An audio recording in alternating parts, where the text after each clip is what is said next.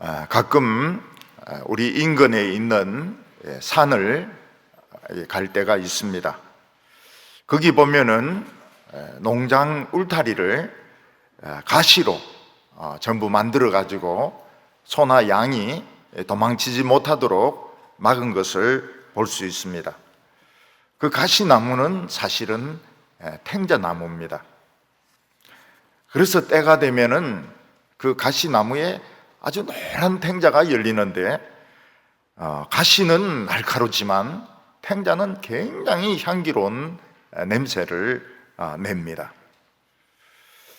우리가 어렸을 때에 다듬지 않은 나무를 막 만지다가 가시가 손바닥이나 손가락에 박히게 되면 굉장히 신경이 쓰입니다.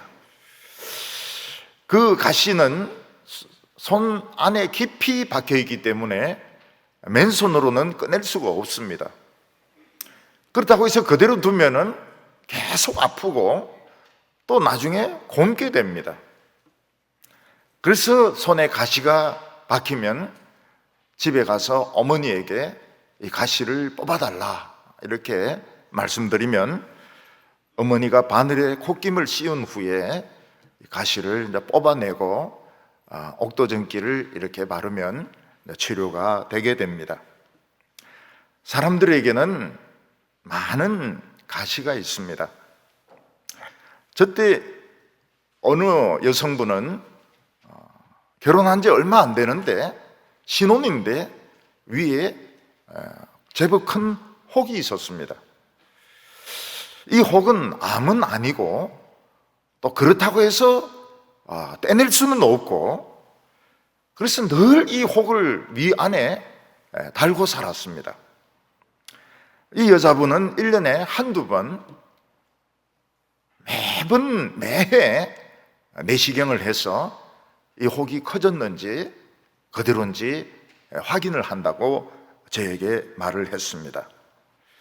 이 여성의 위 안에 있는 혹은 그 여인의 가시였습니다. 어떤 분은 굉장히 심한 두통을 가지고 있는 분이 있습니다.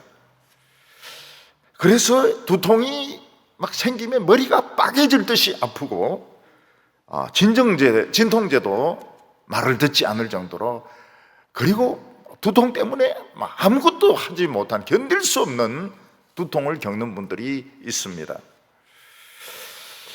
그런 분들이 이제 병원에 가서 머리에 주사를 맞으면 좀 낫다고 합니다.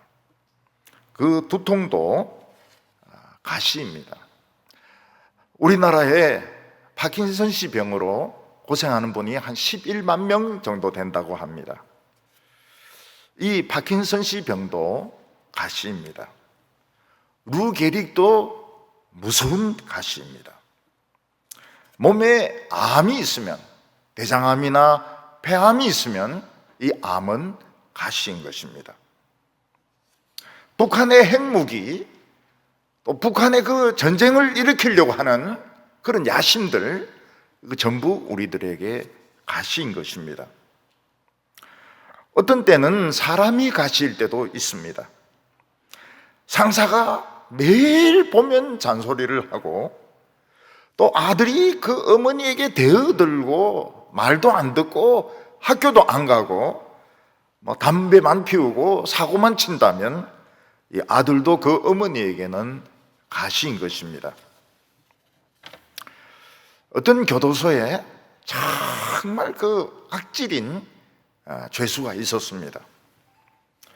이 죄수는 교도관의 말도 안 듣고 아무리 터져도 절대로 말 안 듣고 또 너무나도 사나워 가지고 주위에 있는 사람을 많이 괴롭혔기 때문에 그 교도소에서는 요 주의 인물 1번이었습니다. 이 사람은 너무 성질이 못돼 가지고 면회 오는 사람도 없고 또 영치물을 넣어주는 사람도 없고 편지나 소포도 일체 없었습니다. 근데 어느 날 이분에게 큼직한 소포가 왔습니다. 교도관들이 다 놀랐습니다. 도대체 이 악질에게 소포를 보내는 사람은 어떤 사람인가?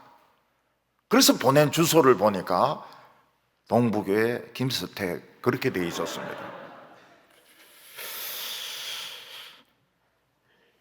그래서 교도관이 굉장히 놀랬다 그래요. 아니, 이런 사람, 못된 사람에게도 누가 소포를 보내는가? 이제 그 어느 날 제가 편지를 받았는데, 저는 그 편지 쓴 사람이 그렇게 악질인 줄 몰랐습니다. 악질인 줄 알았더라면 저도 좀 기도를 좀 더 해봤어야 될 텐데, 누군가가 편지를 보내기를 자기는 성경이 필요하고 추운 겨울날 입을 내복이 필요하다. 그래서 그냥 아무 생각 없이 성경책 한 권하고 내복하고 싸가지고 보냈는데, 교도관이 굉장히 쇼크를 받았다고 합니다. 그 사람이 성경을 조금이라도 읽었는지, 아니면 내복을 입고 조금이라도 변화를 일으켰는지 그건 알 수는 없습니다. 근데 교도관이 우리 교회에 전화를 해서 알았습니다. 1번인데, 악질 1번인데 소포를 보내가지고 우리가 다 놀랬다 하는 말을 듣고서야 그때 이 사람이 최고 악질이구나 하는 것을 알게 되었습니다. 하나님께서는 이스라엘 백성들이 하나님을 믿지 않고 자꾸 금송아지를 믿고 세상의 우상을 따라가니까 하나님은 이스라엘 백성들에게 가시를 주셨습니다. 그리고 두드리 팰 몽둥이를 주셨습니다. 그것이 바로 아람 나라의 왕 베나다디스였습니다. 가시와 몽둥이는 큰 차이가 있습니다. 가시는 그냥 찌르면 조금 아프고 견딜만 하지만, 몽둥이는 그냥 잘못 맞으면 손이나 다리 뼈가 부러지고 머리에 맞으면 죽을 수도 있습니다. 그런데 가시가 발전하면 몽둥이가 될 수 있는 것입니다. 아람 나라의 왕 베나닷은 이스라엘의 가시였고 몽둥이였습니다. 그러나 이 베나닷은 몽둥이 역할을 제대로 하지 못했습니다. 왜냐하면 하나님께서 이 베나닷을 가지고 이스라엘을 두들겨 패려고 할 때마다 하나님의 자비하심, 하나님의 인자하심이 발동이 되는 바람에 베나닷은 이 몽둥이 노릇을 제대로 할 수가 없었습니다. 오늘 첫 번째는 실패한 몽둥이를 볼 수가 있습니다. 아람의 베나닷은 이스라엘의 가시 노릇은 톡톡히 했습니다. 그래서 야간에 자주 이스라엘을 습격해서 사람을 노예로 잡아오기도 하고 재물이나 가축을 약탈하기도 했습니다. 이 베나닷이 이스라엘을 치는 몽둥이로 변해서 이스라엘을 거의 죽을 정도로 패려고 할 때마다 하나님은 자비하심, 인자하심, 불쌍히 여기심이 발동이 되어서 이스라엘 백성들은 망하지 않았습니다. 베나닷은 적어도 4번 이스라엘이 몽둥이가 되어서 두들겨 패려고 했지만 4번 다 실패하고 말았습니다. 첫 번째, 두 번째는 이스라엘을 상대로 해서 전쟁을 일으킨 것입니다. 베나닷은 군대를 이끌고 사마리아에 쳐들어와서 아합 왕에게 왕비와 청년들과 금은과 똑똑한 사람들 다 내어놓으라고 이야기를 했습니다. 이때 아합 왕은 자기 힘으로 베나닷을 이길 수 없으니까 드리겠다고 그랬습니다. 달라고 하는 대로 다 드리겠다고 이야기했습니다.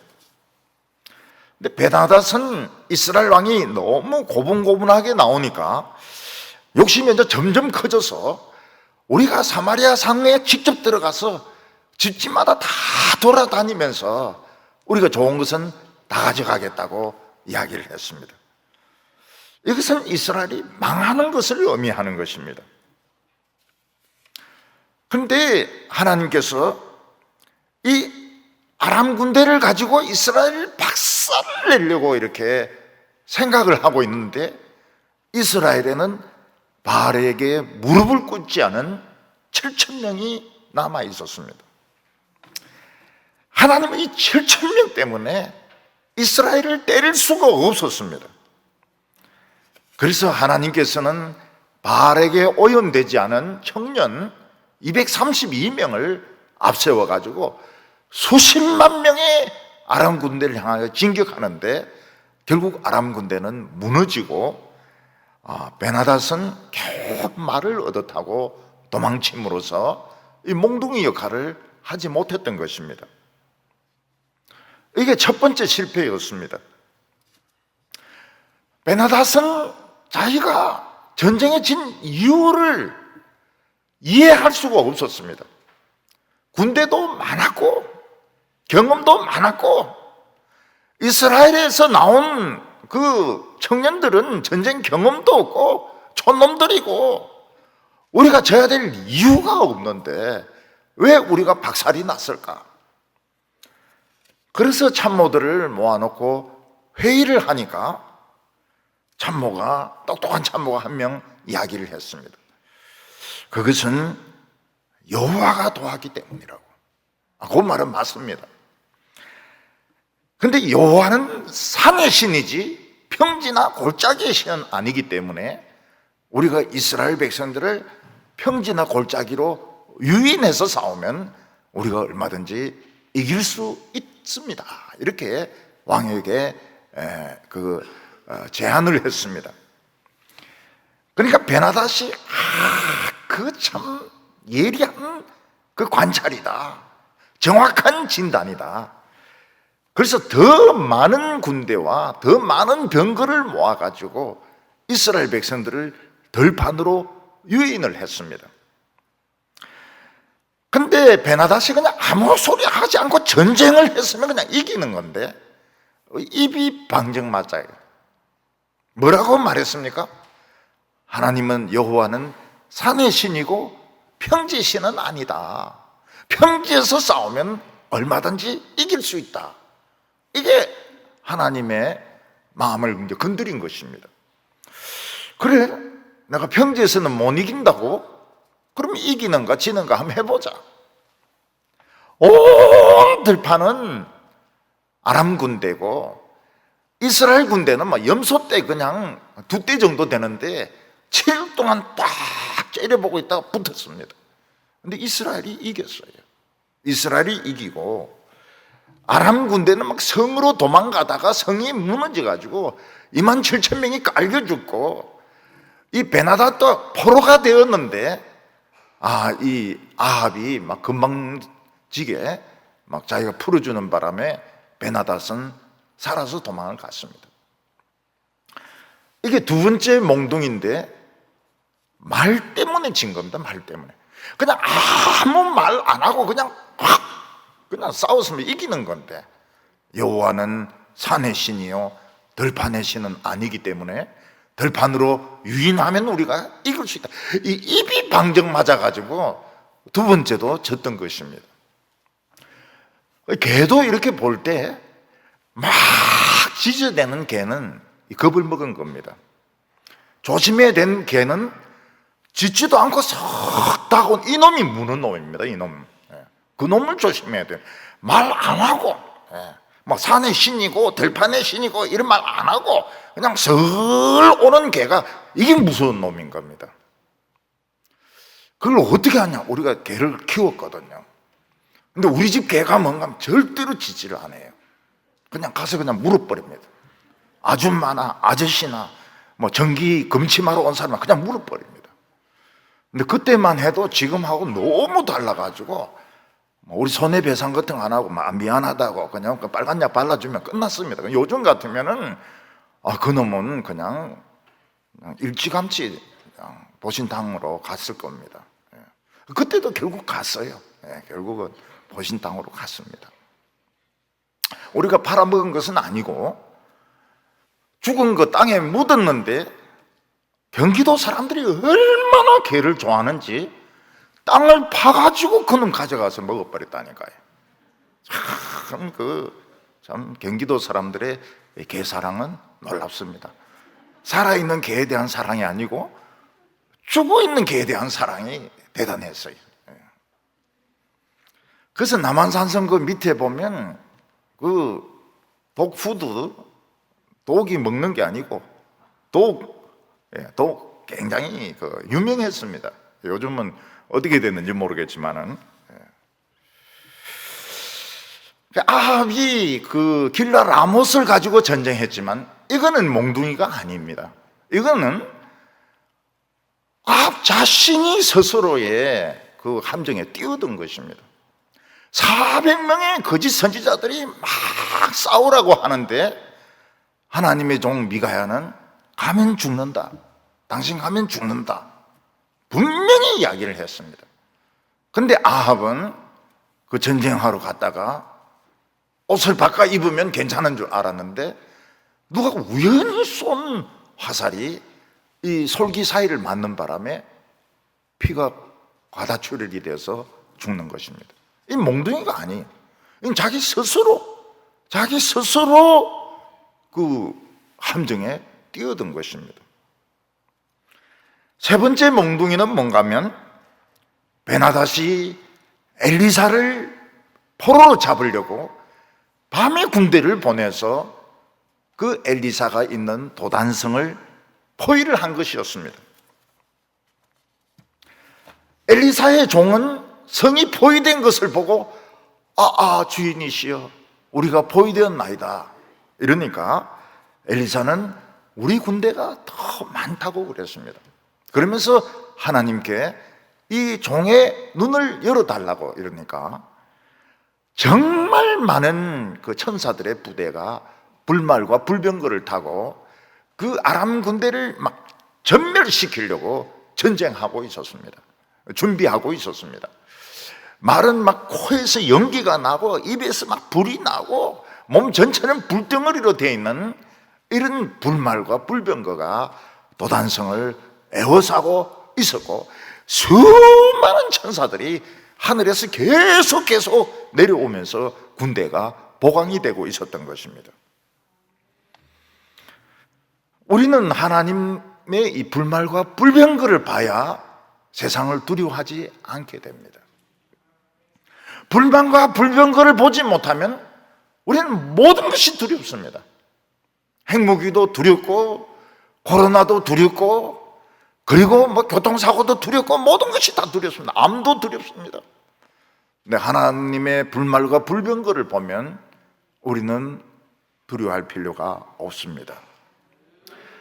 네 번째 몽둥이가 무엇인가 하면 사마리아 사람들 굶겨 죽이려고 베나닷이 포위를 했습니다.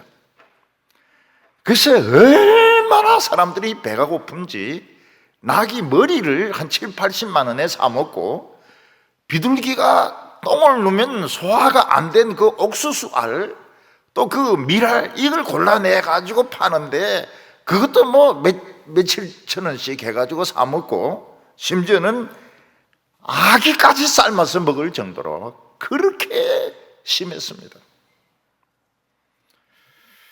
그때 엘리사는 24시간 안에 내일 이맘때 양식의 문제는 다 해결될 것이다.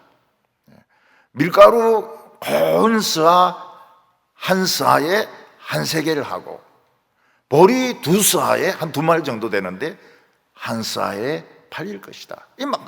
거저 주는 거나 마찬가지입니다. 그때 왕의 높은 신하 중에 하나가 엘리사를 대적하면서 하늘의 창문을 열어서 곡식을 쏟아 부어줘도 이런 일은 일어날 수 없다고 말을 했습니다. 그때 엘리사가 뭐라고 말합니까? 너가 보리라 그러나 먹지는 못하리라. 하나님께서 저녁에 말소리와 병거 소리 그리고 군대의 소리를 막 음악 효과를 일으키니까 아람 군대는 애굽이나 히타이트 쪽이 쳐들어왔다 해가지고 모든 물건을 다 버리고 그냥 맨몸으로 도망을 쳤던 것입니다. 이스라엘 백성들은 막 그 소식을 듣고 뛰어나가서 막 곡식을 막 그냥 퍼먹기도 하고 막 삶아 먹기도 하고 튀겨 먹기도 하고. 엘리사를 대적했던 그 신하는 사람들에게 질서 이러다가 그냥 넘어져 가지고 밟혀서 죽었습니다. 여기서 우리가 알 수 있는 것이 뭔가 하면, 하나님은 이스라엘을 가시로는 찌르셨지만 몽둥이로 패려고 할 때마다 마음이 아프신 거예요. 그래서 하나님 마음을 바꾸시고 또 바꾸시고, 그렇게 해서 결국 이 베나닷은 임명을 받기로는 이스라엘의 몽둥이로 임명받았지만 한 번도 이 몽둥이로 쓰임받지 못했던 것입니다. 어떤 집에서 이 조그마한 아이가 있는데 엄마가 막 때리면 그 신방관 목사님 뭐라고 하면, 때릴 데가 어디 있다고 애를 때리냐고. 저도 그런 말을 몇 번 했어요. 애를 때릴 데가 어디 있다고 때리냐고 말이죠. 또 어느 속담에는 꽃으로라도 때리지 마라. 얼마나 약한데 꽃으로 때리려고 하느냐, 그런 말이 있습니다. 하나님께서는 결국 이스라엘 백성들을 때리지 못하셨습니다. 베나닷은 몽둥이 역할을 하지 못했어요. 가시 역할밖에 하지 못했습니다. 하나님은 어떤 하나님이십니까? 우리를 불쌍히 여길 수만 있으면 불쌍히 여기시는 하나님이시고, 우리를 도우실 수만 있으면 도우시는 분이시고, 얼마든지 계획을 바꾸실 수 있는 하나님이십니다. 그래서 수많은 적을 쫓아주시기도 하시고, 어려운 문제를 해결해 주시기도 하시고, 죽은 자를 살리기도 하시고, 치명적인 병을 치료해 주시기도 하는 하나님이신 것입니다. 하늘에는 지금 불말과 불병거가 있습니다. 인공위성만 돌고 있는 것이 아니고, 북한의 그 정보를 모으는 비행기만 떠 있는 것이 아니고, 불말과 불병거가 우리를 지키고 있는 것입니다. 오늘 두 번째는 이 베나닷이 병이 든 것입니다. 세월이 흘러서 그렇게 혈기가 많고 성질이 악하던 이 베나닷도 병들어 죽게 되었습니다. 근데 하필 그때에 엘리사가 이 아람의 수도인 이 다메섹에 오게 되었습니다. 베나닷은 이 엘리사 때문에 한평생 자기가 실패를 했습니다. 그렇지만은 자기가 병들어 보니까 역시 물어볼 때는 엘리사밖에 없구나. 그래서 자기가 제일 신임하는 그 군대 장관 하사엘에게 엘리사에게 보내었습니다. 많은 예물을 가지고 보내었습니다. 내가 죽겠는지 살겠는지 그것만 이야기해 달라고. 내가 죽겠다 하면 희망을 버리고, 내가 살 수 있다 그러면 희망을 가지려고 이제 이 사람은 자기 신하 하사엘을 보내었던 것입니다. 그래서 7절과 8절을 보면, 엘리사가 다메섹에 갔을 때에 아람 왕 베나닷이 병들었더니 왕에게 들리기를 하나님의 사람이 여기 이르렀나이다 하니, 왕이 하사엘에게 이르되 너는 손에 예물을 가지고 가서 하나님의 사람을 맞이하고 내가 이 병에서 살아나겠는지 그를 통하여 여호와께 물으라, 이렇게 부탁을 했습니다. 베나닷이 이스라엘의 가시였고 이스라엘을 두들겨 패는 몽둥이였다 하더라도 자기에게 병이 들었을 때 다른 신에게 묻지 않고 엘리사에게 물은 것은 잘한 것입니다. 근데 여기서 우리는 엘리사에게 굉장히 어문스러운 행동을 두 가지를 보게 됩니다. 그 하나는 무엇인가 하면, 우리가 한 입으로 두 마디를 하면 안 되거든요. 집사는 한 입으로 두 마디를 하면 안 돼. 목사는 물론입니다. 장로도 물론입니다. 한 입으로 두 마디를 하면 안 됩니다. 근데 하나님의 종이 두 마디를 합니다. 무슨 말인가 하면, 하사엘에게 베나다스에게 가서 반드시 산다, 꼭 산다, 이렇게 이야기하라는 겁니다. 근데 진짜는 죽을 거다. 진짜는 베나다시 죽을 거예요. 두 마디를 하는 겁니다. 베나다스에게 가서는 꼭 산다고 이야기를 해라, 그렇게 말하면서 하사엘에게는 진짜 하나님의 말씀은 죽는다, 두 마디를 합니다. 베나다스를 속이는 것이죠. 거짓말을 하는 것입니다. 9절에 보면 하사엘이 그를 맞이하러 갈새 다메섹의 모든 좋은 물품으로 예물을 삼아 가지고 낙타 40마리에 싣고 가서 그에게 그의 앞에 서서 이르되 당신의 아들 아람 왕 베나다시 나를 당신에게 보내어 이르되 나의 병이 낫겠나이까 하더이다. 여기서 베나다시 얼마나 엘리사에게 참 잘 보이려고 하는지 모릅니다. 베나닷은 엘리야에게 당신의 아들 베나닷이라고 말하고 있습니다. 엘리사가 언제 베나닷을 낳았는지는 알 수가 없지만 자기는 엘리사의 아들이라고 이야기했습니다. 당신의 아들인 베나닷이 병들었습니다. 그리고 40마리의 낙타에다가 모든 좋은 예물들 잔뜩 실어가지고 엘리사에게 가져왔던 것입니다. 하나님께서는 베나닷을 고쳐주실 수 있습니다. 왜냐하면 옛날에 이 베나닷의 신하인 나만을 고쳐주신 적이 있습니다. 이 나만의 한센병을 고쳐주셨다면 베나닷의 병이 중풍인지 뭔지 모르겠지만 고쳐주실 수 있습니다. 베나닷은 엄청난 예물, 낙이 40마리의 예물을 잔뜩 실어가지고 바쳤고 엘리야에게 와서 바쳤고, 그리고 자기는 엘리사의 아들이라는 거예요. 엘리사가 그런 아들을 낳은 적이 없는데 엘리사의 아들이라는 거예요. 그러면서 자기가 살 것인지 죽을 것인지 알려달라고, 하나님께 물어봐 달라고 부탁을 했습니다.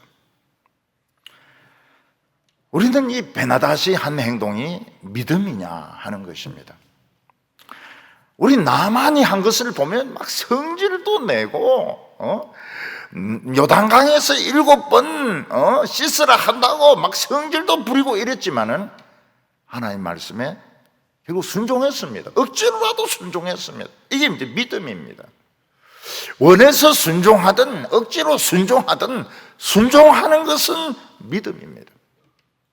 남편들 중에서 보면 교회 안 오려고 막 이런데 부인이 막 바지를 다리 막 들게 해가 넣고 흑대 끼우고 양복 입히고 그래가지고 막 질질질 끌고 오는데 믿음이냐? 믿음입니다. 원치 않지만 와서 또 은혜는 혼자 또 다 받아가요.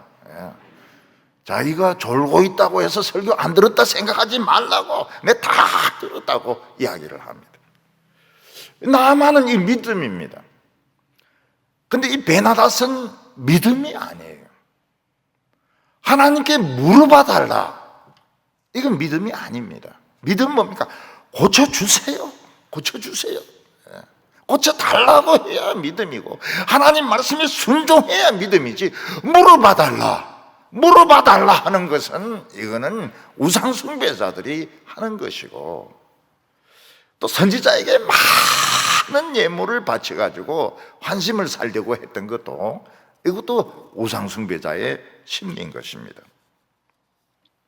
그래서 나을 가능성이 없으면 포기하려고 그러고 자포자기 하려고 그러고, 나을 가능성이 있다 그러면은 막 또 이방 신전을 짓는다든지 뭔가 예물을 더 바친다든지 하려고 하는 것입니다. 공로로 뭘 하려고 하는 것입니다. 이것은 점치는 사람의 심리인 것입니다. 이것은 엘리사의 아들의 자세가 아닙니다. 하나님의 아들의 자세가 아닌 겁니다.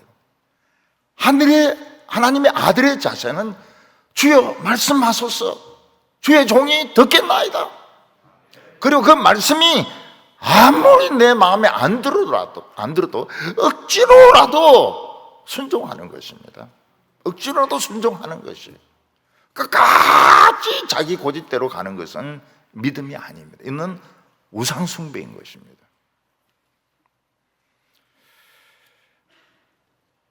아들은 부모에게 잘못했을 때 뭐라고 말합니까? 용서해 줄지 용서 안 해줄지 좀 물어봐 달라고 형에게 그런 말 안 합니다. 그냥 집에 들어가서 용서하세요. 그리고 그냥 밥 있는 거 먹어버립니다. 베나닷은 자기 병이 낫는 것 앞에 해야 될 일이 있습니다. 이스라엘이 많은 노예들을 잡아왔습니다. 그 사람들 풀어주는 거예요. 그리고 많은 물건을 빼앗아 왔습니다. 가져가라고 하는 거예요. 그리고 하나님께 주여 말씀하소서, 제가 듣겠습니다.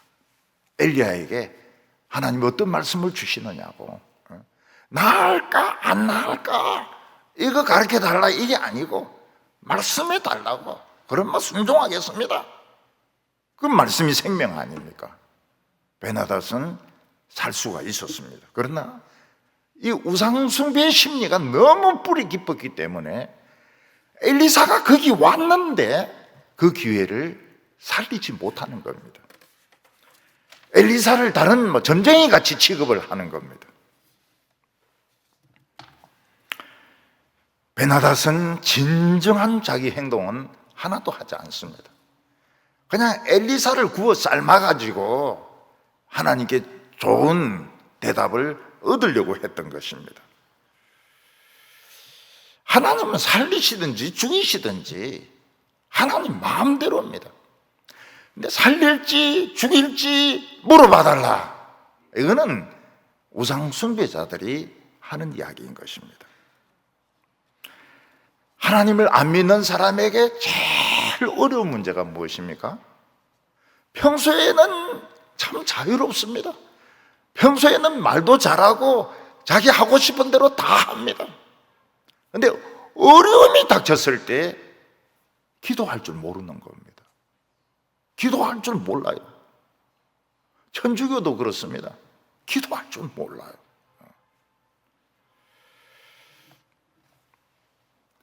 베나닷이 엘리사에게 그런 예물 없어도 기도를 부탁합니다. 하나님 말씀을 들려주십시오. 그러면 이 몽둥이를 좀 더 살려둘 수도 있습니다. 그러나 그는 엘리사의 마음을 살려고 했습니다. 겸손한 채 했습니다. 엘리사가 그 예물을 받았는지 안 받았는지는 알 수가 없습니다. 그러나 이미 그 예물은, 하나님이 폐기하는 이 몽둥이의 예물은 아무 가치가 없습니다.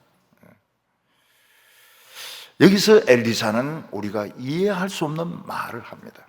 10절에 엘리사가 이르되 너는 가서 그에게 말하되 왕이 반드시 나으리라 하라. 그러나 여호와께서 그가 반드시 죽으리라고 내게 알게 하셨느니라. 하나님의 종이 지금 두 마디 말을 하고 있습니다. 한 마디만 해야 되는데, 집사도 한 마디 말만 해야 되는데 집사는 두 마디 말을 하지 아니하며 여기 가서 이 소리하고 저기 가서 저 소리하고 이러면 집사가 아닌 거예요. 하나님은 이제 베나닷이 이 몽둥이로서 이제 용도가 다 됐으니까 이제 집에 던져버리려고 하는 겁니다. 폐기 처분을 하려고 하는, 가시를 부러뜨리고 몽둥이를 부러뜨리려고 지금 하고 있습니다. 근데 엘리사는 베나닷에게 살 수 있는 희망을 줍니다. 너 꼭 살 것이다. 그러나 진짜는 너 죽을 것이다. 아, 왜 이렇게 거짓말을 합니까? 선지자가, 하나님의 선지자가 왜 거짓말을 합니까? 우리가 그 정확한 이유를 알 수가 없습니다. 그렇지만은 베나닷에게 살 수 있다는 희망을 주면 베나닷이 조용히 기다릴 것입니다. 조용히 기다렸다가 죽을 것입니다. 그러나 네가 죽을 것이다 이러면 그때부터 길길 날뛰면서 그 못된 성질, 그 못된 그 고약한 본성, 그걸 가지고 막 사람을 달달달달 볶아를 가능성이 굉장히 많습니다. 자기 죽을 거니까요. 옛날 예수님 당시에 대헤롯은 자기가 죽으면 사람들이 막 좋아할 것을 생각해서 자기 죽었을 때 사람들 다 죽이라 이야기했습니다. 좋아하지 못하도록. 베나닷도 이 교도소로 치면 1등 아닙니까? 못된 성질의 1등이거든요. 그러니까 네가 죽을 거다 이러면은 막 길길 날뛰면서 사람들 굉장히 괴롭히고 웃는 사람들 다 죽이고 그랬을 가능성이 많습니다. 예를 들어서 쇠로 만든 틀로 멧돼지를 생포했습니다. 근데 그 경험 없는 사람은 멧돼지를 막 그 공포 분위기에 집어넣습니다. 짝대기로 막 찌르기도 하고, 막 소리를 지르기도 하고, 멧돼지에게 너 정녕 너 죽으리라. 이렇게 저주를 퍼붓기도 하고. 그러면 막 멧돼지가 막 길길 날뛰면서 막 철망을 쳐박고, 코에는 피가 질질 나고, 막 여기 부딪히고 저기 부딪히고 막 그렇게 할 겁니다. 근데 멧돼지를 마치 살릴 것처럼 놔놓으면 뭐 처음엔 쳐박고 이러다가 그냥 가만히 있습니다. 가만히 있을 때 총을 쏘아 죽인다든지 칼을 찔러 죽인다든지 이렇게 하면 시끄럽지도 않고, 일단은 시끄럽지도 않고 평화스럽게 멧돼지를 죽일 수가 있는 겁니다. 그러니까 엘리사는 이 베나닷을 어느 수준으로 생각합니까? 틀에 잡힌 멧돼지 수준으로 생각하고 있는 겁니다. 멧돼지에게 거짓말, 진실이 무슨 필요가 있습니까? 자극을 안 하는 것이 중요합니다. 그래서 내가 살 것이다. 아니 멧돼지가 기분이 좋은 거예요. 그래서 뭐 웃으면서 다른 사람에게 선물도 주고 뭐 이러다 이제 죽는 거예요. 남을 해치지 못하고 죽는 것입니다. 근데 그렇지 않고 엘리사가 베나닷에게 너 정녕 죽으리라. 그러면 막 길길이 날뜁니다. 이불을 막 발로 차고 부인 때리고 신하들 막 죽이고 막 난리를 친다고요. 이스라엘 백성들 포로로 잡혀온 놈들 다 죽여버리라. 엘리사를 죽이라. 입에 막 거품을 흘리면서 복수하려고 막 미쳐서 날뛸 겁니다. 그리고 베나닷은 주위는 모든 사람들을 의심할 겁니다. 모든 사람을 괴롭힐 것입니다. 막 소리를 지르면서 거품을 흘리면서 눈이 막 흐옇게 뒤집어지면서 죽을 때까지 못된 행동을 할 것입니다. 그러나 하나님께서는 이제 이 가시를 부러뜨리고 그리고 몽둥이를 부러뜨릴 시간이 왔다고 하나님은 결심하셨습니다. 그래서 두 가지 이야기를 하는 겁니다. 멧돼지인데는 너가 살 거다. 그래서 자극을 하지 않습니다. 술 마시는 사람에게 제일 잘못하는 것이 막 자극하는 것입니다. 막 자극하면 더 막 날뛰어요. 더 날뜁니다. 빨리 잠재우는 것이 좋습니다. 잠재우는 것이 좋아요. 자극을 하지 않는 것입니다. 이건 거짓말이 아닙니다. 이 멧돼지가 사람들 해치지 못하도록 그냥 수면제로 재우는 것입니다. 여러분, 가시를 어느 때 써야 제일 좋습니까? 우리 어릴 때 고동 파먹을 때 이 가시를 쓰면은 참 이 고동이 잘 나와요. 고동에 그 똥까지 싹 빠지는데 사실은 그게 똥이 아니고 내장입니다. 싹 동그랗게 말리 나오는데 그거 참 쌉쌀한 게 맛있죠. 이 몽둥이도 야구 몽둥이를 만들든지 아니면 빨래하는 이 몽둥이를 만들든지 이렇게 해야 있어야 쓸모가 있는 건데 사람을 찌르는 가시가 되고 사람을 때리는 몽둥이가 되니까 하나님께서 이제 폐기 처분을 하는 겁니다. 쓸 만큼 쓴 거예요. 이제는 이제 너덜너덜해지 가지고 하나님이 이 가시나 몽둥이를 쓰기 싫어하는 것입니다. 하나님의 백성들에게 가시가 뽑힌다는 것은 굉장한 축복입니다. 굉장한 축복이에요. 부흥이 일어날 때 그런 일이 많이 일어나는데요, 막 기도하고 이러다 보니까 우울증이 나아버리고요, 그리고 혹이 없어져 버리고요, 암도 나아버리고요, 굉장히 못되게 굴던 사람이 막 이민을 가버리고요, 이민을 가버리고, 이민도 막 가까운 일본으로 가는 것이 아니고 저 칠레 이런 데로 가가지고 다시 못 돌아올 대로 막 그냥 가버리고요, 가시가 없어져 버려요. 상사도 막 그냥 사표내버리고요. 그때 이게 꿈인지 생신지, 그 가시가 없어졌을 때의 그 기분, 꿈인지 생신지 너무너무 기분이 좋아요. 그래서 베나다시 병들어 죽게 되었을 때 이스라엘 백성들에게는 굉장한 찬스입니다.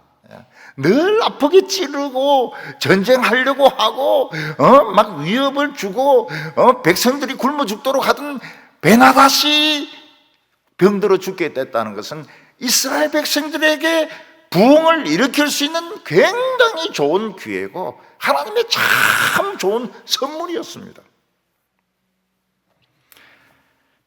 그때 이스라엘 백성들이 좀 하나님께 나가는 겁니다. 금송아지 부수어버리고 우상 부수어버리고, 그리고 하나님께 감사하게, 그 정도만 해도 하나님은 굉장히 좋아하십니다. 여러분, 우리 교인들이 가시를 뽑으려고 하면 잘못하면 자기가 죽는 수가 있습니다. 자기를 막 괴롭히는 사람 죽도록 막 기도하면 안 됩니다. 왜냐하면 그 사람 죽으면 그런 사람 10명이 나타나게 됩니다. 왜냐하면 악한 사람은 많아요. 그리고 몸에 있는 이 병도 너무 무리하게, 물론 수술할 건 빨리 수술해야 되지만은 불필요하게 수술하다가는 이게 덧날 수도 있거든요. 그런데 부흥이 일어날 때 어떤 일이 일어나는가 하면 그 애매기는 사람이 딴 데로 가버립니다. 그리고 병이 나아버려요. 우울증이 나아버리고 화병이 나아버리고 폐암이 나아버리고 대장암이 나아버리고. 요즘 대장암으로 돌아가시는 분들이 잘 이해가 안 되는 것이 빨리 하면 안 죽거든요. 100% 삽니다. 근데 시간을 자꾸 놓치니까 돌아가시는 거거든요. 전이가 되니까 돌아가시는 거거든요. 그러니까 이 아람 왕 베나닷은 엘리사를 속이려고 하는 것입니다. 내가 당신의 아들입니다. 지가 언제, 엘리사가 언제 그런 놈을 낳았다고 말이죠. 아들입니다. 그리고 뭐 예물을 낙타에 막 등에 잔뜩 가지고 왔는데 진정성이 의심스럽죠. 하나님 말씀을 들려주십시오. 내가 순종해야 될 것이 무엇입니까? 난 죽어도 하나님께 영광 돌리겠습니다. 이렇게 했더라면 베나닷은 살 수도 있었습니다. 여러분, 우리에게 가시가 많습니다. 근데 부흥이 중요합니다. 가시를 뽑으려고 하면 잘 안 뽑혀요. 가시를 없애려고 하면 고름이 생깁니다. 그때 하나님을 찬양하고 그냥 죽으라고 말씀 듣고 이러면은 어느 날 가시가 싹 없어져 버려요. 그리고 너무너무 행복한 그런 생활을 하게 됩니다. 근데 한번 물어보십시다. 가시가 있는 게 낫습니까? 없는 게 낫습니까? 우리가 생활하려고 하면 가시가 없는 게 낫죠. 근데 실제로 신앙생활 하는 데는 가시가 있는 게 낫습니다. 가시가 있어야 좀 조심도 하고 가시가 있어야 교만하지도 않습니다. 참 아이러니예요. 아이러니예요. 하나님은 막 가시 그냥 싹 뽑아주고 싶지만 그 뽑은 그 순간부터 축하주 한 잔 탁 하고 말이죠. 그리고 막 예배 안 드리고 그냥 골프 치러 굿샷 이러면서 쫙 가고 말이죠. 예. 뭐 전도사님이 교회 오라고 막 전화 걸면 욕을 퍼붓고 말이지. 응? 네가 언제 나를 봤다고 말이지. 응? 전화질을 하느냐고 말이죠. 그래서 가시가 있어야 좀 겸손해요. 하나님의 말씀에도 좀 순종을 합니다. 근데 이 가시가 없어져야 우리가 참 편해요. 덜 아파요. 그래서 가시가 없어졌을 때에 좀 조심을 하고 이래야 되는데 그런 인간이 없습니다. 그게 안 돼요. 사람은 꼭 교만하게 돼 있고 꼭 오바를 하게 돼 있습니다. 이게 문제입니다. 오늘 마지막으로는 하사엘에게 새로운 임무를 줍니다. 엘리사는 베나닷의 신하 하사엘에게 베나닷에게는 살 것이라고 이야기하고 실제로는 베나닷이 죽는다고 이중으로 이야기를 했습니다. 그 이유는 뭐라고 말했습니까? 멧돼지가 설치지 못하도록, 다른 사람을 괴롭히지 못하도록 얼마나 못된 놈인지 엘리사가 알고 있는 것입니다. 그래서 멧돼지를 좀 진정시키려고 그런 말을 했습니다. 자극하지 않으려고. 근데 그 다음 순간 엘리사는 하사엘을 계속 뚫어지게 보는 겁니다. 몇 분 동안이나. 하사엘이 막 부끄러울 정도로 내 코에 뭐가 묻었나, 내 입에 뭐가 묻었나 싶을 정도로 엘리사가 막 집중해서 째려보는 겁니다. 그래서 엘리사가 이 하사엘이 막 부끄러워졌습니다. 이 엘리사 선지자가 왜 그래 나를 이렇게 노려보고 있나. 그러다가 엘리사가 막 통곡을 하기 시작하는 겁니다. 눈물 한두 방울 흘리는 정도가 아니고 막 울기, 진짜 본격적으로 막 울기 시작하는 것입니다. 이건 이해가 안 되는 것이죠. 어린 애들은 누군가 새로운 모르는 사람이 오면 많이 쳐다봅니다. 그러다가 안으려고 그러면 막 울어요. 그게 뭔가 하면 낯을 가리는 겁니다. 낯을 가리는 거예요.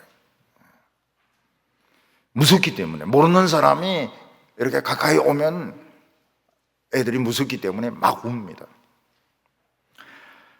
옛날에 제가 선배 집을 찾아갔습니다. 꼬마가 하나 있어요.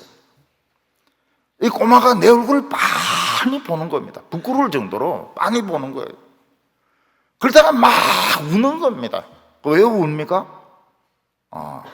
무서우니까. 모르는 아저씨가 와서 무서우니까. 그러니까 조금 있으니까 좀 살살 기어오더니 옷도 만지고 손도 만지고 이러더니만 내 이 다리 사이에 탁 앉는 겁니다. 이놈이 확신을 얻은 거예요. 나쁜 사람이 아니라는 걸. 그래서 굉장히 재미있게 놀았어요, 그놈하고. 처음에는 막 울고 막 이러더니, 많이 쳐다보고 울고 이러더니, 한 두세 시간 지나니까 막 웃고 막 재미있게 막 노는 겁니다. 근데 제가 가려고 일어서니까 또 막 울어요. 왜 웁니까? 참 좋은 친구 잃어버리니까. 그래서 이 애들하고 놀아주는 거, 이게 보통 어려운 게 아닙니다. 이 애들은. 이래도 울고 저래도 울고, 와도 울고 가도 울고. 근데 엘리사는 낯을 가려가지고 우는 것이 아니었습니다. 하사엘이 이스라엘 백성들에게 얼마나 무서운 짓을 할 것인지 미리 보고 우는 것이었습니다. 12절에 하사엘이 이르되 내 주여 어찌하여 우시나이까 하는지라. 대답하되 내가 이스라엘 자손에게 행할 모든 악을 내가 알미라. 내가 그들의 성에 불을 지르며 장정을 칼로 죽이며 어린아이를 메어치며 아이벤 부녀를 가르리라 하니. 하사엘은 하나님이 준비하신 몽둥이가 아니었습니다. 하사엘은 하나님 준비하신 칼날이었습니다. 제대로 드는 칼날이었습니다. 그래서 이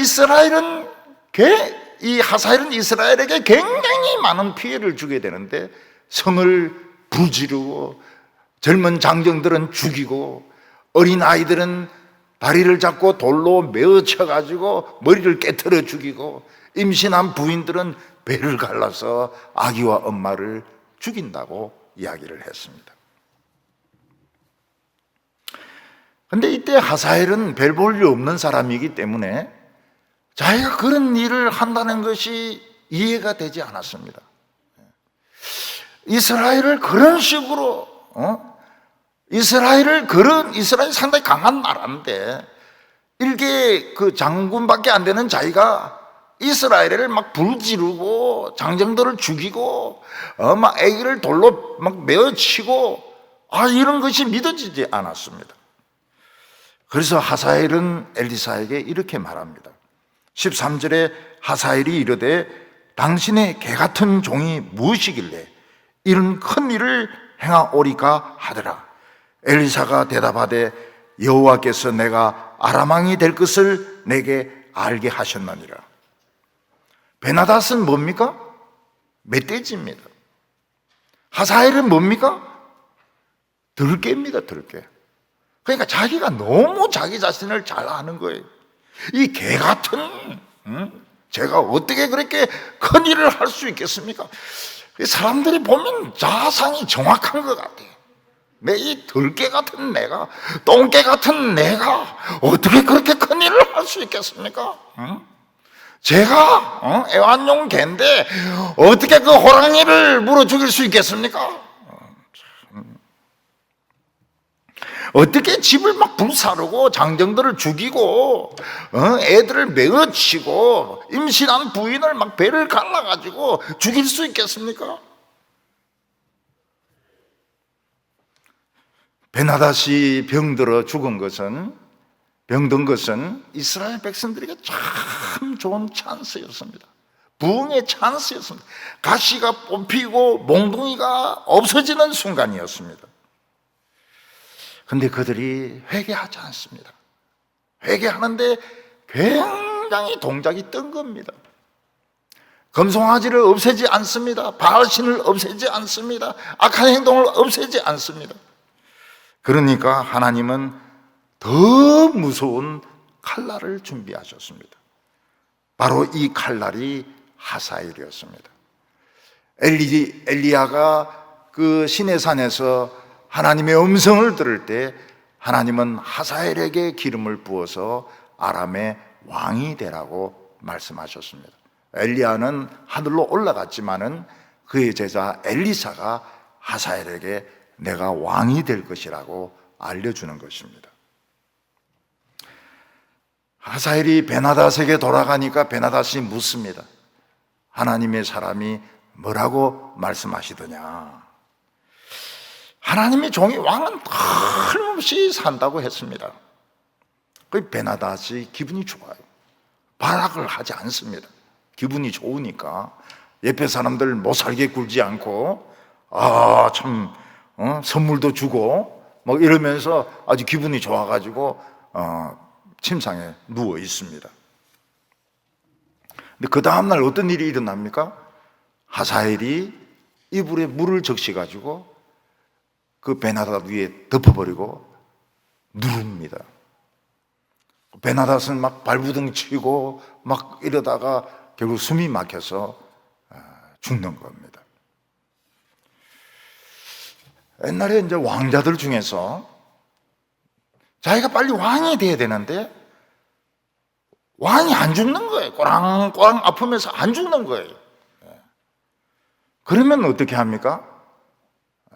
왕인데 가서 벽에로 그냥 아버지 죄송합니다 벽에로 막 눌리가지고 질식사 시키든지, 안 그러면 이제 이불에 물을 적셔가지고 덮어버리든지. 담임 목사가 빨리 물러나야 되는데 안 물러나고 꼬랑꼬랑 하고 있으면 이제 부목사 중에서 또 벽에를 떡 가져와가지고 그러지는 않겠죠? 설마. 동부교회는 그렇게 안 할 겁니다. 딴 데는 서부나 남부는 그럴지 몰라도.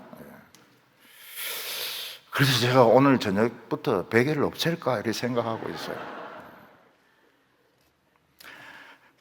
참 이 몽둥이로 사용될 뻔했던, 하나님이 몽둥이로 임명했던 베나닷은 자기 신하에 의해서 무참하게 죽었습니다.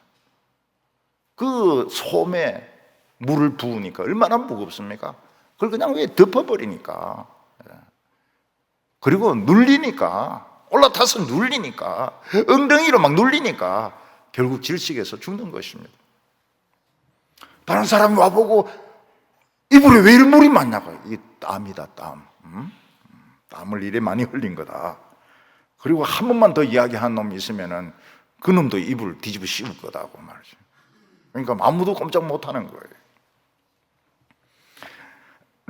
이스라엘 백성들은 베나닷이 병든 것을 기회로 삼지 못했습니다. 가시가 뽑히고 몽둥이가 없어진 것을 하나님을 찬양하고 참 바른 신앙으로 돌아오는 기회로 삼지 못하니까 진짜 베나닷보다 더 성질 나쁜 놈이 아람의 왕이 되는 것입니다. 그래서 임신한 여자들도 배를 갈라서 죽여버리고 그 귀여운 아이들도 돌에 머리를 때려가지고 죽여버리고, 하나님은 사람의 살고 죽는 것을 다 주관하십니다. 하나님은 우리를 사랑하셔서 가시를 주십니다.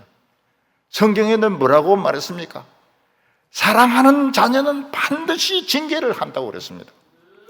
그래서 징계를 당한 분은 반드시 하나님의 자녀입니다. 베나닷은 하나님의 자녀가 아니에요. 여러분, 징계를 받으면 막 기뻐하시기 바랍니다. 자녀는 자녀구나. 한평생 평탄한 것이 아니고 그냥 징계를 당하고 어려움을 당하고 이러면은 딴 것은 몰라도 하나님 나를 사랑하시기는 사랑하시는구나. 하나님의 자녀는 자녀구나. 그리고 기회를 주셨을 때 우상을 버려야 됩니다. 우상을. 이 화토로 큐티하는 분들은 화토를 버리고, 또 홀짝홀짝 외국 사람들은 그 집에 그 술을 그리 갖다 놔요. 그래서 남자든지 여자든지 술을 많이 마시고요. 또 여성들이 다 담배를 피워요. 서양 여성들은 전부 담배를 피웁니다. 그게 멋있다고 생각하는 것 같아요. 내가 좀 멋있기는 멋있어요, 여자가 담배 피우니까. 그러나 그러면은 하사엘이 나옵니다. 하사엘이 나와가지고 불질러 버리고, 그리고 막 애를 그냥 메어쳐 버리고, 임신한 부인을 막 배 잘라 버리고, 그래서 복수를 하는 것입니다. 사랑하는 성도 여러분, 이번 석주 동안 우리 교회가 어려움을 많이 당했습니다. 하나님이 사랑하시기는 사랑하시는가 봐요.